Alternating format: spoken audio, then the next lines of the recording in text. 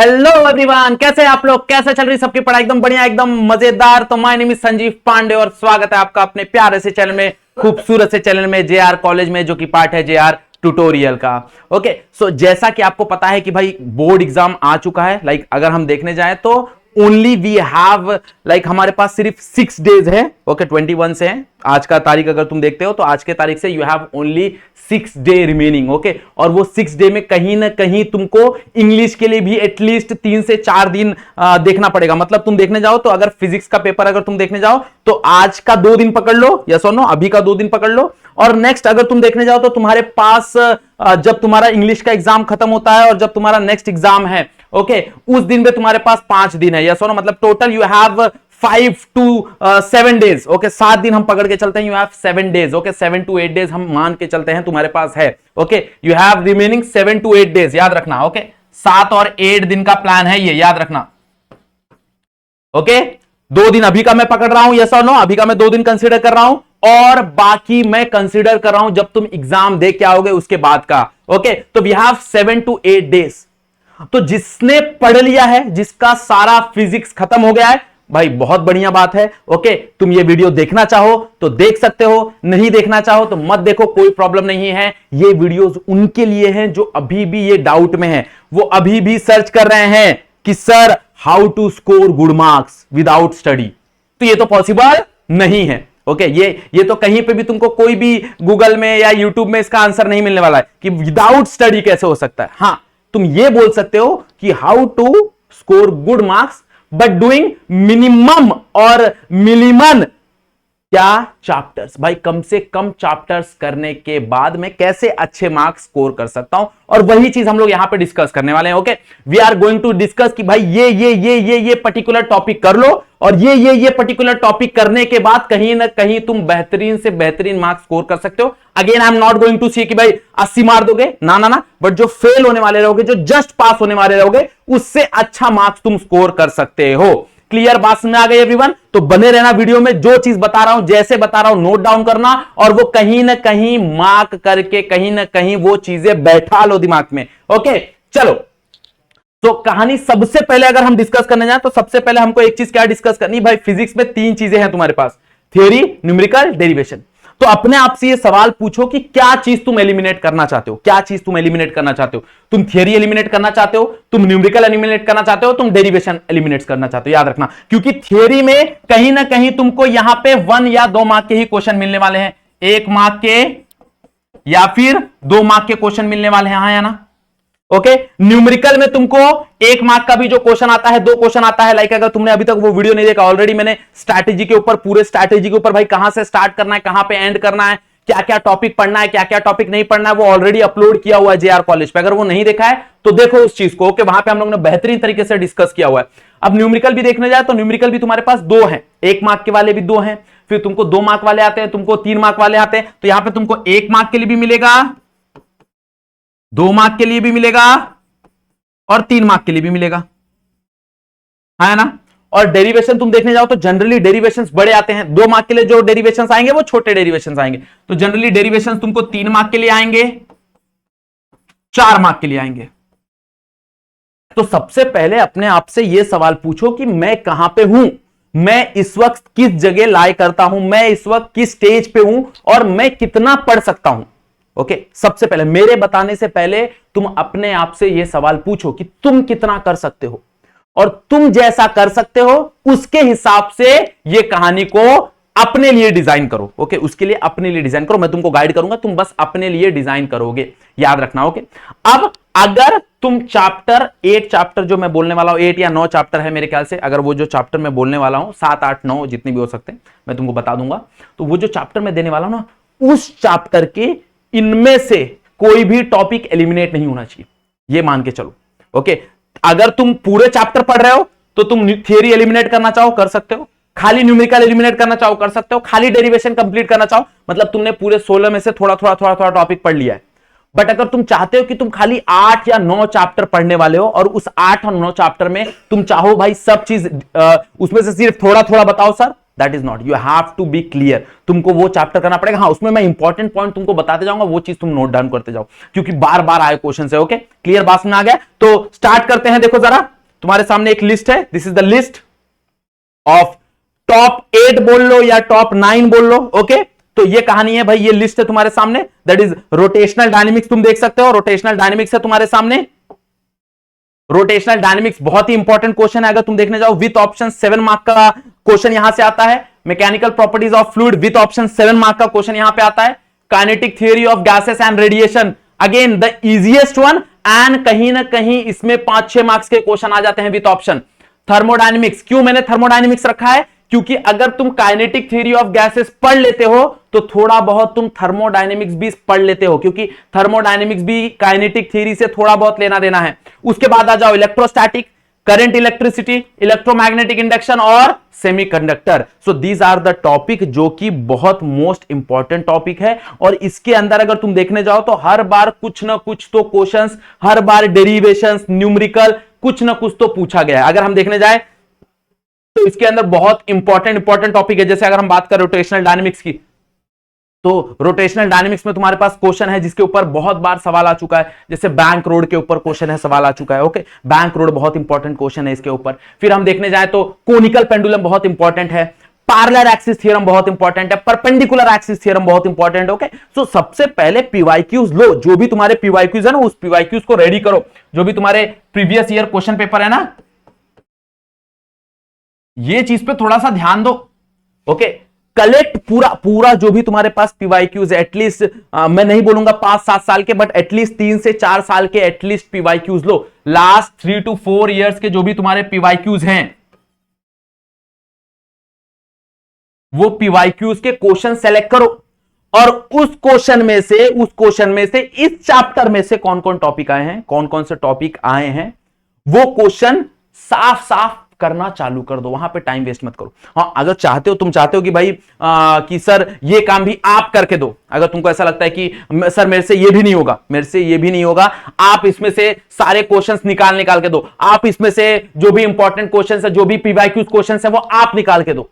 तो उसके लिए भाई तुमको बताना पड़ेगा कि यू आर सीरियस, और वो तुम कैसे बताओगे? ओके, सो सबसे पहले क्या करना है, वीडियो को लाइक करना है और कमेंट करना है। जितना ज्यादा कमेंट आया, अगर जितना ज्यादा कमेंट आया मतलब उतना तुमको वो नीड है, और उस हिसाब से मैं सारे के सारे जो क्वेश्चंस है, वो सारे के सारे क्वेश्चन सेग्रीगेट करके तुमको प्रोवाइड कर दूंगा। क्लियर बात समझ आ गया? ऑलरेडी मैंने 1 मार्क और 2 मार्क के क्वेश्चंस के जो पीडीएफ है वो अपलोड किए हुए हैं। जेआर ट्यूटोरियल का जो टेलीग्राम चैनल है, वहां पे तुम जाके देख सकते हो, वो ऑलरेडी अपलोडेड है। फाइल्स में जाके तुम देख सकते हो, वहां पे वो ऑलरेडी अपलोडेड है। ओके, जेआर ट्यूटोरियल का जो टेलीग्राम चैनल है वहां पे अपलोडेड है। अगर तुमको लगता है कि सर इसके इंपॉर्टेंस, मतलब जो चैप्टर्स तो है, इसके चैप्टर्स के इंपॉर्टेंट क्वेश्चन भी दो, तो उसके लिए क्या है भाई, तुम्हारा थोड़ा सा टास्क है कि तुम बताओ कि हाँ तुम, क्योंकि पता चला तुम उतना ज्यादा सीरियस नहीं हो और मैंने तुमको दे दिया, तुम करे नहीं मेहनत, तो फायदा क्या? तो उसके लिए तुम बताओ कि हाँ सर हम सीरियस हैं और हम ये 8 चैप्टर जरूर करके जाएंगे, और इनमें से क्वेश्चन आने के चांसेस बहुत ज्यादा होते हैं, और बहुत ज्यादा क्वेश्चन आया है।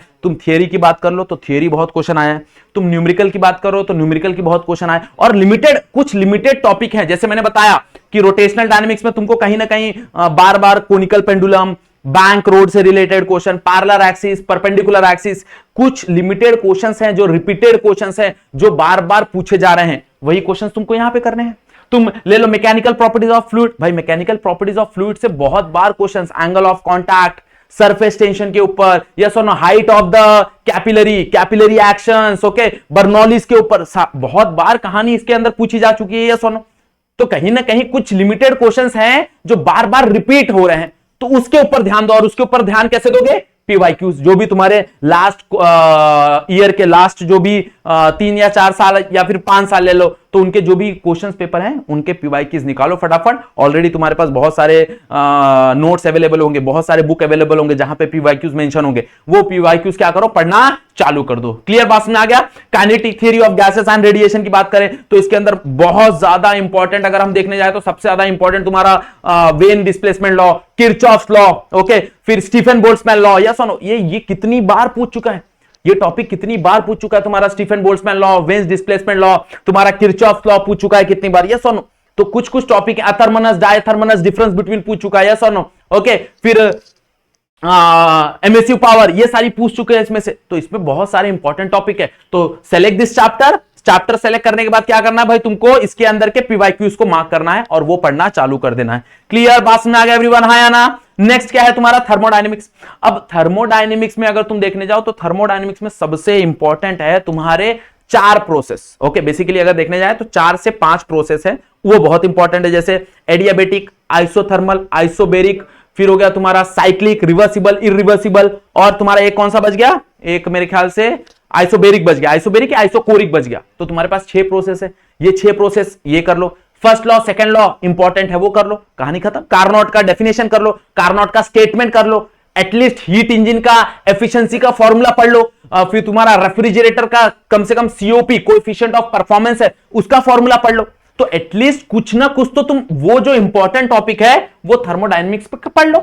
और वो कहां से पढ़ना है, PYQs. Again I am saying भाई, पीवाईक्यूज निकालो, पीवाईक्यूज निकाल के चीजें पढ़ना चालू कर दो। नेक्स्ट तुम्हारा सेम इलेक्ट्रोस्टैटिक है, करंट इलेक्ट्रिसिटी है। इलेक्ट्रोस्टैटिक में भी बहुत सारे इंपॉर्टेंट टॉपिक है, या सुनो, capacitor, energy stored in the capacitor, capacitor series, capacitor parallel, या सुनो, फिर तुम्हारा पोटेंशियल, जो तुम्हारा ये है इलेक्ट्रिक पोटेंशियल है, इलेक्ट्रिक पोटेंशियल के ऊपर कितना क्वेश्चन आ चुका है, इलेक्ट्रिक पोटेंशियल सरफेस के ऊपर कितना क्वेश्चन आ चुका है, करंट इलेक्ट्रिसिटी कितनी बार पूछ चुका है, किरचॉफ लॉ। अब 2 किरचॉफ लॉ है, बच्चे कंफ्यूज हो जाते हैं। एक किरचॉफ लॉ तुम्हारा काइनेटिक थ्योरी में, तो वहां पे लिखा होगा किरचॉफ लॉ ऑफ हीटिंग, या फिर किरचॉफ लॉ ऑफ रेडिएशन, या फिर किरचॉफ लॉ ऑफ हीट।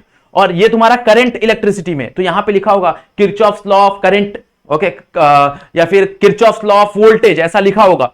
तो यहां पे भी किरचॉफ लॉ है, कितना इंपॉर्टेंट है। पोटेंशियोमीटर कितना इंपॉर्टेंट है, पोटेंशियोमीटर। और विस्टोन ब्रिज, गिन के तुम्हारे पास 4 टॉपिक है यार, करंट इलेक्ट्रिसिटी में गिन के 4 टॉपिक, 5 टॉपिक है तुम्हारे पास। खाली केसीएल करना है, केवीएल करना है, किरचॉफ के लॉ हो गए, विस्टोन करना है, मीटर ब्रिज करना है, पोटेंशियोमीटर करना है, कहानी खत्म। और डिफरेंस बिटवीन वोल्ट मीटर और एमीटर पूछ चुका है, difference between volt meter and ammeter, तो यहां पे कहानी है। नेक्स्ट आ जाते हैं इलेक्ट्रोमैग्नेटिक इंडक्शन। इलेक्ट्रोमैग्नेटिक इंडक्शन में अगर तुम देखने जाओ तो सबसे important Faraday law, Lenz law कितना इंपॉर्टेंट है तुम्हारा। ओके, तुम्हारे पास ये है ईडी करंट कितना इंपॉर्टेंट है, ट्रांसफार्मर, इसके ऊपर कितना क्वेश्चन आ चुका है ट्रांसफार्मर के ऊपर। फिर तुम्हारा सेल्फ इंडक्टेंस, म्यूचुअल इंडक्टेंस, तो ज्यादा करके क्वेश्चन सेल्फ पे आया, तो सेल्फ पढ़ लो। तो ये टॉपिक कहीं ना कहीं इंपॉर्टेंट है, इलेक्ट्रोमैग्नेटिक इंडक्शन। ओके, पता नहीं पब्लिक इसको इंक्लूड क्यों नहीं करता, but electromagnetic induction is the important topic, और इसके अंदर से अच्छे खासे स्कोरिंग टॉपिक हैं, तुम इजीली उस चीज को पढ़ सकते हो। Next is the semiconductor. Semiconductor तो मेरे को लगता है मोस्ट इजीएस्ट टॉपिक है, क्योंकि इसके अंदर तुम्हारे पास थियरी है, और थियरी के सिर्फ फ्लो चार्ट याद कर लो। ये चीज ऑलरेडी हम लोग ने रेगुलर लेक्चर में डिस्कस किया हुआ है कि भाई तुम्हारे जो थियरीज है उसको कैसे पढ़ना है, construction, working, advantages, disadvantages, application, कहानी खत्म। अब कंस्ट्रक्शन में 2-4 लाइन लिख दो, 5 लाइन लिख दो, वर्किंग में 2-4-5 लाइन लिख दो, एडवांटेजेस लिख दो, डिसएडवांटेजेस लिख दो, और नीचे तुम्हारा बचा क्या बोलते हैं, एप्लीकेशन लिख दो, कहानी खत्म। ये तुम्हारा इतना पार्ट खत्म हो गया। ये सुनो, बात समझ में आ रही, समझ में नहीं आ रही है, बताओ जरा। ओके, कमेंट करो इस चीज को कि अगर कुछ कहीं नहीं समझ में आ रहा है तो वो चीज को पूछो। इसके अंदर कितने इंपॉर्टेंट टॉपिक है। सबसे पहला लॉजिक गेट, 1 मार्क्स के लिए लॉजिक गेट पूछा ही चला जाता है।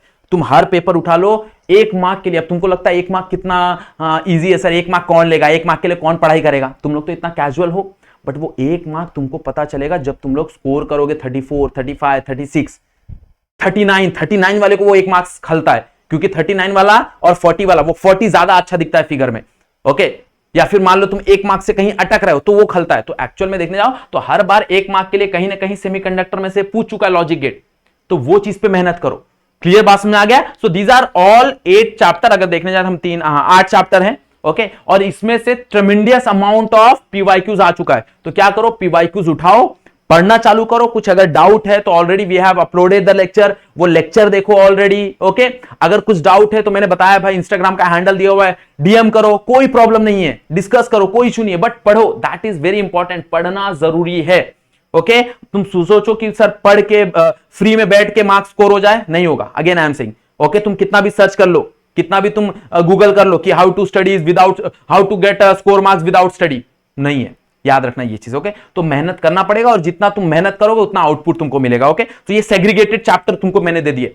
इसके अलावा तुम्हारे लिए एक बोनस है, 2 chapter which is easiest chapter. Again I am saying, magnetic material और dual nature of radiation and matter, ये बहुत इजी चैप्टर है, याद रखना। ओके और इसके अंदर से कहीं ना कहीं डिफरेंस बिटवीन, कहीं ना कहीं क्या बोलते हैं, डेफिनेशन। जैसे अगर हम लोग बात करें मैकेनिकल मैग्नेटिक मटेरियल की, तो मैग्नेटिक मटेरियल में तुम्हारे पास 3 मैग्नेटिक मटेरियल याद है, डाई वाला कहानी है, डाई मैग्नेटिक, पैरामैग्नेटिक,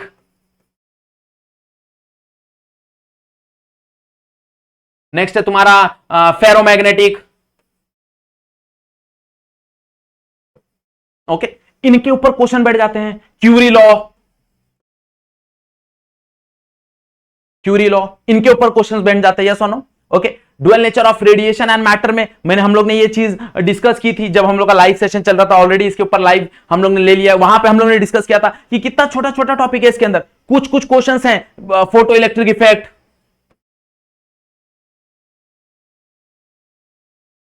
इफेक्ट, फिर अगर हम देखने जाए तो तुम्हारा saturation current,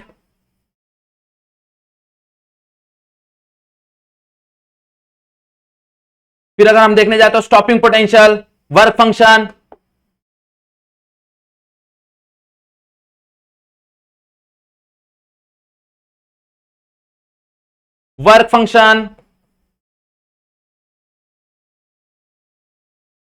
de Broglie hypothesis,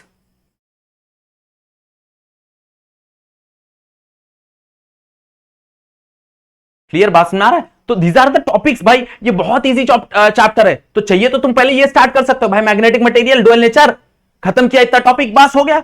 अब उसके अलावा मान लो अगर तुमने ये 2 कर दिए तो इसमें से कोई एक टॉपिक तुम रिप्लेस कर दो, कोई प्रॉब्लम नहीं है, इसमें से तुम कोई भी एक टॉपिक रिप्लेस कर दो। ये मत करना, पहले 4 मत करना, करंट मत करना, बाकी तुम कर सकते हो, कोई प्रॉब्लम नहीं तुम्हारे हिसाब से, अगर ये 2 तुम्हारा हो गया तो अच्छे से। क्लियर, बात समझ आ रहा है एवरीवन, हाँ या ना? बात समझ में आ रहा है कि नहीं समझ में आ रहा है everyone? Okay so these are the topic जिसके अंदर तुम लोग बेहतरीन मार्क्स स्कोर कर सकते हो अगर तुम उतना सीरियस हो रिगार्डिंग योर स्टडीज। और अगर तुम सीरियस रहोगे, अगर तुमको ऐसा कुछ डाउट आ रहा है, जेन्युइन डाउट मुझे लग रहा है, तो जनरली मेरे साथ शेयर करो, ओके, और आई विल रिस्पॉन्ड यू। ये मैं गारंटी देता हूं कि मैं उस चीज का रिस्पॉन्ड तुमको दूंगा, अगर तुम कमेंट सेक्शन में देते हो तो भी, या फिर डीएम में हम लोग डिस्कस करते हैं तो भी। क्लियर एवरीवन, बात समझ में आ गया? सो अगर तुमको ऐसा है कि नहीं सर इसके जो टॉपिक्स हैं ये टॉपिक्स भी हमको चाहिए, इसके अंदर के जो क्वेश्चन है वो भी चाहिए, तो let me know in the comment box. भाई कमेंट बॉक्स में मुझे वो चीज बताओ और I will definitely do for you guys. Okay चलो, ओके सो अगर वीडियो यहां तक देखा है, वीडियो को अगर लगा है कि इंफॉर्मेशन मिला है, अगर पसंद आया तो लाइक करो, दोस्तों के साथ शेयर करो, जिनको जरूरत है कि भाई ये टॉपिक करना है, जिनको ऐसा है कि जिन्होंने कुछ नहीं किया है, वैसे दोस्तों के साथ शेयर करो, उनकी मदद करो। ओके और चैनल पर फर्स्ट टाइम आए तो चैनल को सब्सक्राइब करके जरूर जाना। ओके चलो, सो नेक्स्ट वीडियो में मिलते हैं, बेहतरीन तरीके से पढ़ाई करते रहो, best of luck for all of you. Okay चलो।